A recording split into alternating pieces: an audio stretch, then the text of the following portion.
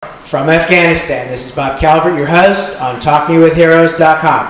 Reporting from a new location, Kalagush, forward operating base, Kalagush. In just a few minutes, Lieutenant Colonel Forsyth is going to describe some of the things we're going to show you on film. We're on a high tower right now. And before we get started, though, as I've mentioned many times, it's very important that we thank the people that made this trip possible. Like I said earlier, it took 10 months to be able to get enough sponsors to make the trip over. And so I want to do that real quick, and then we're going to get started with this next segment. First of all, Rob Brazell with returntowork.org. That's number 2 in the middle, returntowork.org. Rob has helped me get over. He was actually supposed to be here with me, but got real sick from the immunizations, so he'll be going to be on my next trip. Blackhawk.com, incredible last-minute help from them. Blackhawk.com, check out their website. Anthony Pace with freedomhunters.org in Colorado. Alan Gray with newsblaze.com is helping right now with some of the stuff I normally do back there on our news site. Thank you for your service.us. Bill Wisniewski with number 5, jump.com. That's the number 5, and then jump.com does all the filming for Airborne and Fort Benning. Sportsman's Warehouse in Colorado Springs, the manager John Fly, another company that came through at the last minute with some of what we needed, like these water resistant mountain climbing boots. So finally got them broken in, I think. There's sportsmanswarehouse.com. My good friend Eric Chia, for over 30 years, takes care of the website. Long time, many time over sponsor, huge supporter of this talk show, but the troops overall. Colin Clark from Elizabeth, Colorado. You'll be hearing a lot more about him on Talking with Heroes over the months ahead with their new environmental pallet company. They're going to be doing a lot more to support the project and future trips overseas here. Debbie Gregory, militaryconnection.com, an incredible website for all of you in the military, your military families and veterans, and just want to know about things that are going on. Check out her website. And soldiersangels.org, most people have heard of them. Some of the troops have been mentioning them here, getting care packages. They do so much, it's unbelievable. Check out their website, soldiersangels.org. And then Chief Warrant Officer retired Dennis McCormack, retired from Fort Carson. And he helped me a lot with training to kind of prepare me for what I'm experiencing right now, high altitude. And so just go to TalkingWithHeroes.com. On the right side, you'll see a banner that says Iraq, Afghanistan, Kosovo, and you'll find out more about them. So what we're going to do now is we're going to switch the camera around. I'm trying as much as I can not to be on the camera as much as possible, because this is program, and what we're doing here is not about me. It's about our troops and the great job they're doing. So we're just going to switch the camera and be right back in a second. Okay, folks, I want to reintroduce you to Lieutenant Colonel Michael Forsyth, 277 Commander out of Fort Carson, and he's going to now narrate and explain what you're seeing on film. Take it away, sir. Okay, welcome to Kalagush, Bob. This was my fire base for 10 months. I still have troops here, and I'm responsible for our area of operation up here in western Nuristan, and you are standing in western Nuristan at this time. And what I'll do is just kind of give you an orientation to the surrounding area so that you kind of get an idea of where we've lived for the past several months. First, we'll start up here to the north. This is Nuristan.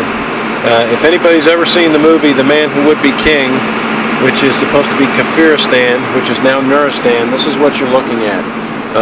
Very mountainous terrain, very rugged, and very hardy people live up in here. This is the Teton Ridge right here. And the enemy likes to use that from time to time to fire rockets at us. So we have to keep our heads down from time to time. Which they just did recently, a couple days ago. Right? They sure did, that's right. Okay. That's right. And then if you look straight up the valley, you can kind of see the way the valley flows. There's a road in the valley floor, and that goes up to the Doab district and Mandal district, where the incredibly high mountains are that start to reach 18,000 feet to the north, which for folks from Colorado, that's 4,000 feet higher than Pikes Peak. So very rugged, very tall mountains, always covered with snow, and you can see there is some snow still up there. Now these mountains you see in the immediate north here only range to about 8,000 to 9,000. The snow will be off of those mountains by summer. But further north, you have permanent glaciers and it's part of our AO up here. Okay, if you work your way around this way, this ridge, yes, this ridge is also a fairly dangerous ridge to us. The enemy likes to use that to attack the immediate vicinity here, surrounding Kalagush. Coming around, and there's a high peak over there beyond the ridge, and that's the Wateroo Valley. The Wateroo Valley is a beautiful valley with some high mountains. Very tribal type people. The tribes here like to get in arguments with each other, and they like to shoot at each other with AK-47s. The only difference between now and the 14th century is they have automatic weapons, or else they'd be using spears and bows and arrows around here. So are they in like a little valley on the other side of the mountains? Yes. Between that ridge that you see in the foreground, okay, and the high mountain that you see beyond the ridge, there's a valley. Goes all the way up to the north. Right there. Yep. Comes to a little peak. Yep, that's the Wateroo Valley. And we've been there several times. We've done a lot of work in there as far as projects with a canal, improving the road. They don't have a paved road, but they have an improved gravel road. And then the village that you see out in the distance, that's the village of Nangaresh. That is where the district capital is for Nuristan district, which is the most southern district in western Nuristan. Just a small village. It has a school. In fact, you can see the school. That is the most prominent tan building that you see there.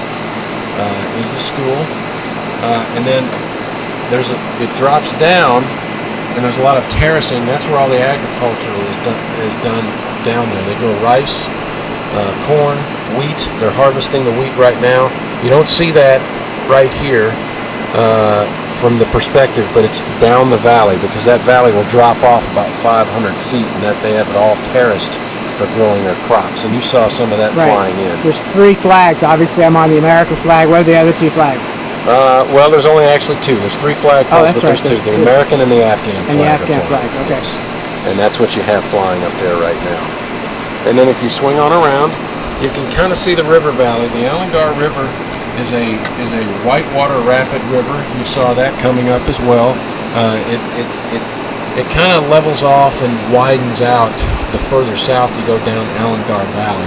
And that is the Allangar Valley. That is the main north-south valley from here all the way down to Jalalabad.